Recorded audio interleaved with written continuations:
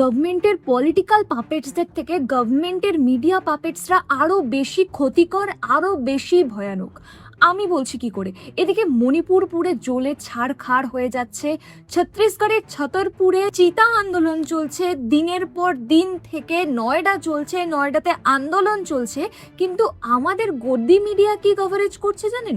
আমাদের গদি media coverage করছে কি করে প্রধানমন্ত্রী নরেন্দ্র মোদী ওয়েস্ট বেঙ্গলে এসে ঝালমুড়ি টেস্ট করছেন, ঝালমুড়ি খেলে কি হয়, ঝালমুড়ি খেলে কতটা উপকার হয়, কি হয় না হয়, এইসব মানে বকবাস।